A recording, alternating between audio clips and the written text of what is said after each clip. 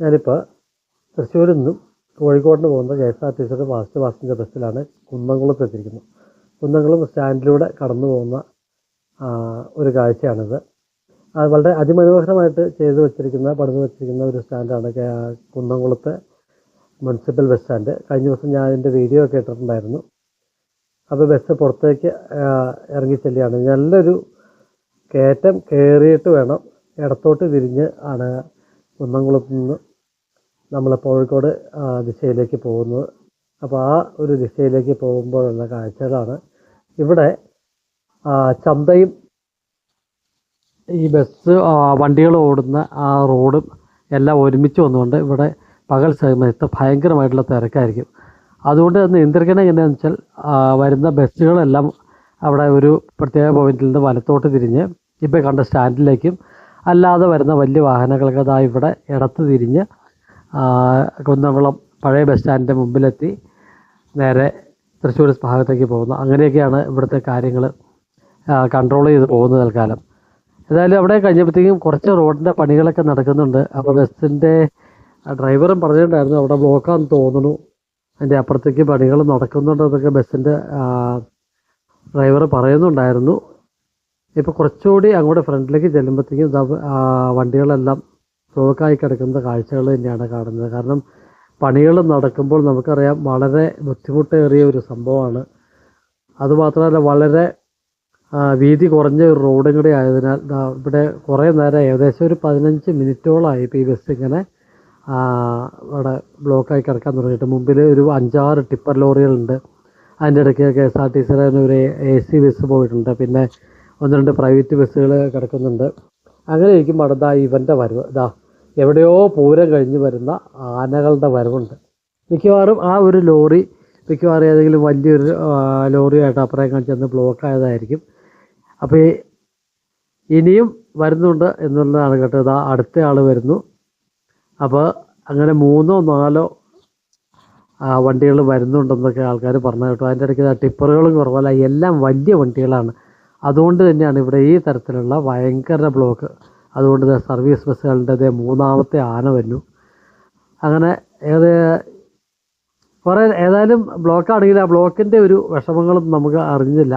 അപ്പോൾ അങ്ങനെ മുമ്പോട്ട് പതുക്കെ ചെല്ലുമ്പോൾ ഈ ഒരു സാധനം, ഈ ഒരു മെഷീൻ, ഇത് എന്തിനാണ് ഉപയോഗിക്കുന്നത് വെച്ചാൽ സാധാരണ മെറ്റിൽ അല്ലെങ്കിൽ കോൺക്രീറ്റൊക്കെ റോഡുകളിൽ കൊണ്ടുവന്ന് ഇറക്കിയിട്ടുണ്ടെങ്കിൽ അത് കൃത്യമായിട്ടുള്ള അളവിൽ പൊക്കത്തിലൊക്കെ നിരത്തുന്നതിന് വേണ്ടിയുള്ള മെഷീനാണ്. അപ്പോൾ മിക്കവാറും ഇവിടെ കടന്നു പോകുന്നിടത്ത് തന്നെ തൊട്ട് മുമ്പ് കണ്ട് ഒരു കുറച്ച് കോൺക്രീറ്റ് കൊണ്ട് ഒരു ടിപ്പർ ഇറക്കിയിട്ടുണ്ടാവണം. അതേതായാലും ഒക്കെ ക്ലിയർ ചെയ്തതിന് ശേഷം ആ വണ്ടി അവിടെ വന്ന് കിടന്നതിന് ശേഷം മാത്രമാണ് വണ്ടികൾ പോയി തുടങ്ങിയിരുന്നത്. അതാണ് 10-20 മിനിറ്റോളം നമുക്ക് ഓൾറെഡി ലേറ്റായിട്ടുണ്ട്. അതുപോലെ തന്നെ ചെറിയ മഴയുടെ സാധ്യതകളും കാണുന്നുണ്ട്. ഏതായാലും ഈ ടിപ്പറുകളെയൊക്കെ കയറി പോകുക എന്ന് പറഞ്ഞാൽ ഇനിയും ഒരു നല്ല രീതിയിലുള്ള ഒരു വിഷമമാണ്. കാരണം എന്ന് വെച്ചാൽ ഒരു 3-4 ടിപ്പറുകൾ, അതിൻ്റെ മുമ്പിൽ പ്രൈവറ്റ് ബസ്സുകൾ കിടന്ന് ഭ്രാന്ത് പിടിക്കുകയാണ് ശരിക്കും. അവരുടെ ടൈം എല്ലാം പോയി കഴിഞ്ഞിട്ടുണ്ടെങ്കിൽ, ടൈമൊക്കെ മാറിപ്പോയിട്ടുണ്ടെങ്കിൽ പിന്നെ അടുത്ത സ്ഥലത്ത് വരുമ്പോഴത്തേക്കും പെരുമ്പിലാവാണ് ഉള്ള അടുത്തൊരു ഡെസ്റ്റിനേഷൻ എന്ന് പറഞ്ഞാൽ അവിടെ ചെല്ലുമ്പോഴത്തേക്കും ഭയങ്കര ചിലപ്പോൾ തൊട്ട് പുറകെ പോകുന്ന വണ്ടികളൊക്കെ വന്ന് ലഹളയുണ്ടാക്കും, പ്രശ്നമുണ്ടാക്കും, അടി കലശൽ, അങ്ങനെ ഒരുപാട് രീതിയിലുള്ള പ്രശ്നങ്ങളിലേക്ക് പോകുന്നതുകൊണ്ട് എങ്ങനെയും അവർ കടന്നു പോകാനാണ്. എന്നാൽ നമ്മുടെ ഈ വണ്ടിക്കാരോ ഈ ടിപ്പറുകാരോ അല്ലെങ്കിൽ വരുന്ന ഈ ചെറിയ വണ്ടിക്കാരോ ബസ്സിലുള്ള സാധാരണ യാത്രക്കാരാണ്. അവർ പൊക്കോട്ടെ എന്നൊരു കാരണവശാലും ചിന്തിക്കുകയോ വണ്ടി ഒതുക്കി കൊടുക്കുകയോ ചെയ്യില്ല. ശരിക്കും ആംബുലൻസ് കഴിഞ്ഞാൽ രണ്ടാമത്തെ ഒരു പ്രിഫറൻസ് കിട്ടേണ്ടത് തന്നെയാണ് ഇതേ തരത്തിലുള്ള യാത്രാ ബസ്സുകൾക്ക്, പൊതു ഗതാഗത സംവിധാനത്തിന്. കാരണം എന്താണെന്ന് വെച്ചാൽ ഒരുപാട് കാര്യങ്ങൾക്ക് വേണ്ടി പോകുന്ന ഒരുപാട് ആൾക്കാർ യാത്ര ചെയ്യുന്ന അവരുടെ യാത്ര ശരിക്കും മുടക്കുമല്ലേ നമ്മൾ ചെയ്യുന്നത്, മുടക്കുകയും അതുപോലെ തടയുകയൊക്കെ അല്ലേ ചെയ്യുന്നത്. പക്ഷേ ആ ടിപ്പറുകാർക്കൊന്നും ഒരു വിഷയമില്ല കേട്ടോ. അവർ നേരെ അതേ രീതിയിൽ തന്നെ പോയിക്കൊണ്ടിരിക്കുകയാണ്. അപ്പോൾ നമ്മുടെ ബസ് ഒരു ഇച്ചിരി ഒന്ന് പതുക്കെ ആക്കിയിട്ടുണ്ട്. കാരണം എന്താണെന്ന് വെച്ചിട്ടുണ്ടെങ്കിൽ അവനോട് ചേർന്ന് പോകേണ്ട, അവന് ഈ പറഞ്ഞ പോലെ നല്ല രീതിയിലുള്ള തിരക്കും ഒക്കെ ഉണ്ട്. കുറച്ച് അങ്ങോട്ട് ചെന്നപ്പോഴത്തേക്കും പൊടിയുടെ കൈലാസമാണ് റോഡിൽ മുഴുവൻ.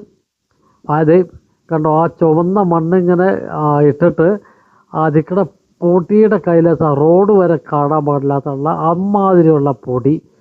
2 സൈഡിലുമുള്ള വീടുകളുടെ കാഴ്ചയ്ക്കാണ്. നോക്കി ആ വീടുകളുടെ അവിടെ നിൽക്കുന്ന ആ മരങ്ങളുടെ ഇലകളും ഒക്കെ മുഴുവൻ പൊടിയിൽ കുളിച്ച് നിൽക്കുകയാണ്. ഞാൻ റോഡിൽ എന്തോരം പൊടിയാണെന്നറിയാം. അതാ ഈ വീടിൻ്റെ ഒരു കാഴ്ച നോക്കി, എങ്ങനെ ഇവിടെ മനുഷ്യന് ജീവിക്കാൻ പറ്റും?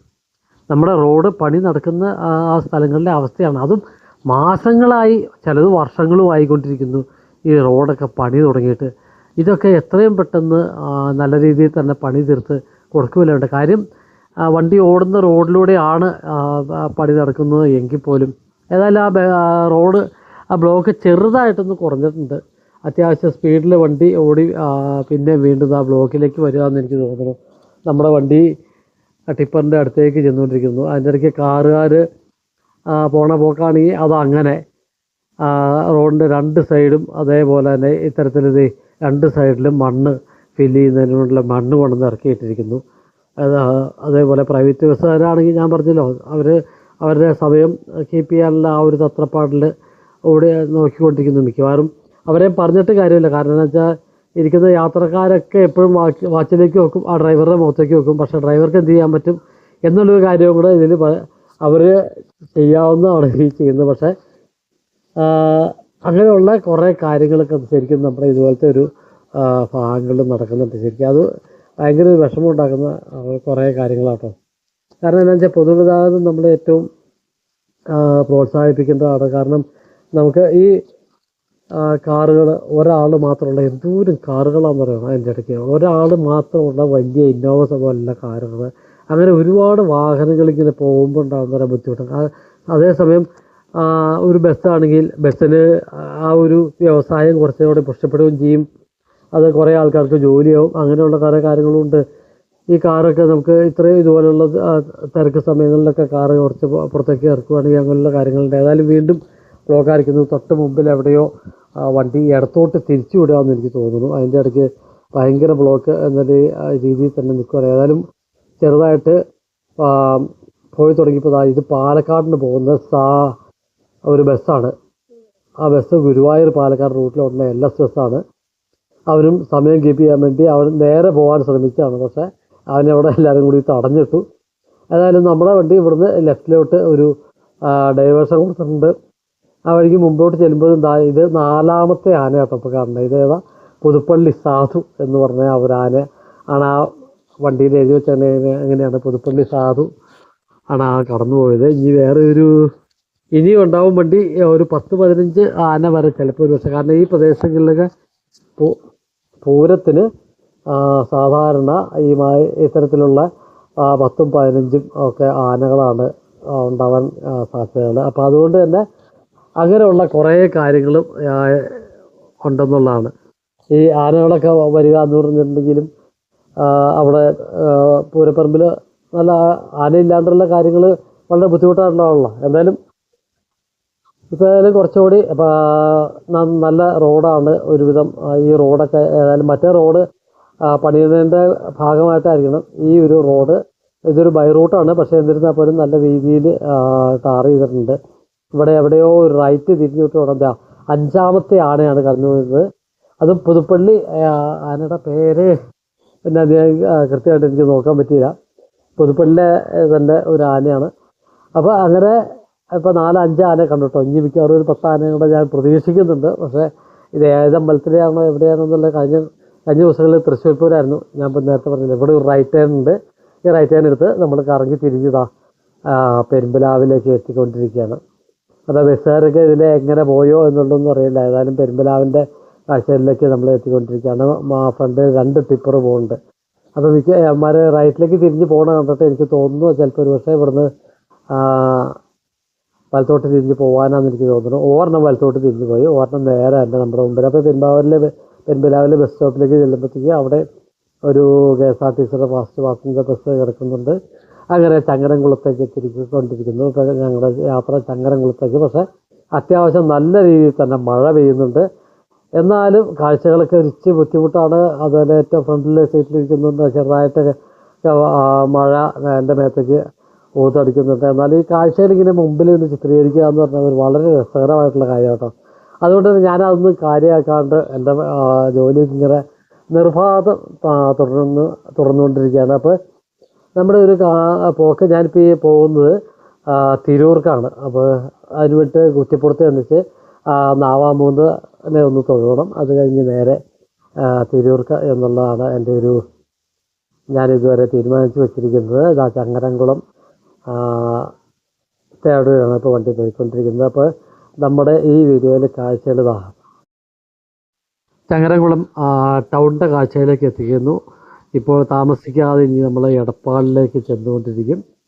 അപ്പോൾ എടപ്പാൾ എത്തുമ്പോഴത്തേക്കും ഈ വീഡിയോ നിർത്താനാണ് ഞാൻ ഉദ്ദേശിക്കുന്നത്. ഈ വീഡിയോയുടെ കാഴ്ചകൾ എടപ്പാളിലെ ടൗണിലേക്ക് നമ്മൾ ചെന്നുകൊണ്ടിരിക്കുകയാണ്. തൊട്ട് മുമ്പിലായിട്ട് നമുക്ക് അവിടുത്തെ പുതിയ ഫ്ലൈ ഓവറിൻ്റെ കാഴ്ചകൾ കാണാം. അപ്പോൾ തൽക്കാലം ഇവിടെ അവസാനിപ്പിക്കുന്നു. പുതിയ വീഡിയോയുമായിട്ട് ഇതിൻ്റെ ബാക്കിയുള്ള വീഡിയോയുമായിട്ട് നമുക്ക് അടുത്ത ദിവസം കാണാം. അപ്പോൾ തൽക്കാലം സൈനിങ് ഓഫ്. Good bye.